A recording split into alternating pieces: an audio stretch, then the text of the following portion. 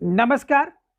कवि एवं लेखकों के जीवनी भाग 22 में आज हम उत्तर छायावाद काल के कवि तथा हालावाद के प्रवर्तक सुप्रसिद्ध कवि हरिवंश राय बच्चन जी का जीवन परिचय और इनकी रचनाओं के विषय में चर्चा करेंगे। बच्चन जी का जीवन परिचय एवं रचना जानने से पूर्व इनके जीवन से संबंधित कुछ महत्वपूर्ण बिंदु हैं, उन बिंदुओं पर हम एक नज़र डालेंगे। इसके बाद इनके जीवन परिचय पर चर्चा करेंगे। सबसे पहले जन्म की बात करें तो जन्म सन 1907 ईस्वी में हुआ और मृत्यु 18 जनवरी सन 2003 ईस्वी में। जन्म स्थान प्रयाग जो कि उत्तर प्रदेश राज्य में स्थित है। पिता प्रताप नारायण और भाषा की बात करें तो खड़ी बोली और इनकी जो शैली थी वो भावात्मक गीत शैली थी। बच्चन जी का जीवन परिचय कुछ इस प्रकार से है। हरिवंश राय बच्चन जी का जन्म प्रयाग जो कि उत्तर प्रदेश राज्य में स्थित है, वहां पर मार्गशीर्ष कृष्ण सप्तमी संमत 1964 विक्रम संमत और अगर सन की बात करें तो 1907 ईस्वी में हुआ। इन्होंने काशी और प्रयाग से शिक्षा प्राप्त की और इसके साथ ही कैम्ब्रिज विश्वविद्यालय से इन्होंने डॉक्टरेट भी की।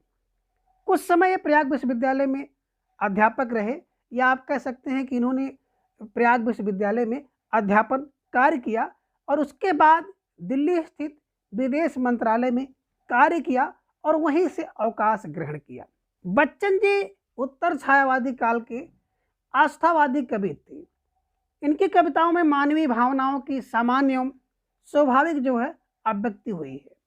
सरलता, संगीतात्मकता, प्रवाह और मार्मिकता इनके काव्य की विशेषताएं हैं और इन्हीं से इनको इतनी अधिक लोकप्रियता प्राप्त हुई है जिसको आज हम लोग पढ़ रहे हैं, सुन रहे हैं।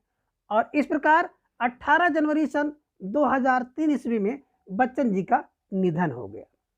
रचनाएं, बच्चन जी की रचना के विषय में बात की जाए तो प्रारंभ में बच्चन जी उमर ख़याम के जीवन दर्शन से बहुत प्रभावित रहे।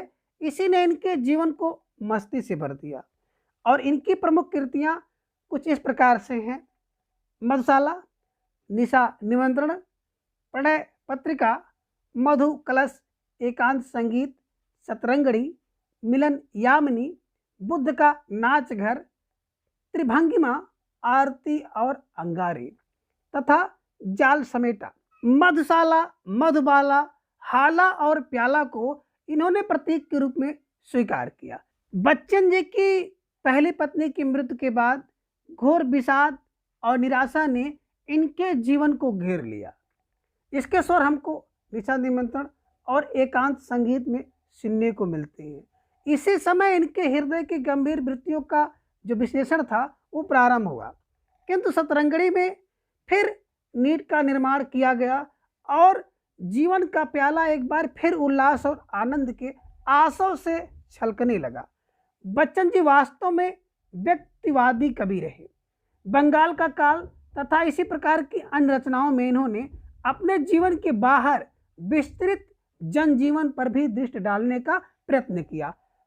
इन प्रवर्ती रचनाओं में कुछ नवीन विषय भी उठाए गए और कुछ अनुवाद भी प्रस्तुत किए गए। इनमें कवि की विचारशीलता तथा चिंतन की प्रधानता रही। वास्तव में बच्चन जी की कविताओं में राष्ट्रीय उद्गारों, व्यवस्था में व्यक्त की असहायता और बेबसी के चित्र दिखाई पड़ते हैं। भाषा एवं शैली, अगर हम भाषा और शैली की बात करें तो प्रवर्ती रचनाओं में कवि की वह भाव वेशपूर्ण तन्मयता नहीं है जो उसकी प्रारंभिक रचनाओं में पाठकों और श्रोताओं को मंत्रमुग्ध करती रही। इन्होंने सरस खड़ी बोली का प्रयोग किया है और शैली जो है भावात्मक गीत शैली है जिसमें लाक्षणिकता और संगीतात्मकता है। तो आज की इस वीडियो में बस इतना। अगले वीडियो में फिर हम लोग किसी एक नए कवि के जीवन परिचय रचना के विषय में जानेंगे। धन्यवाद।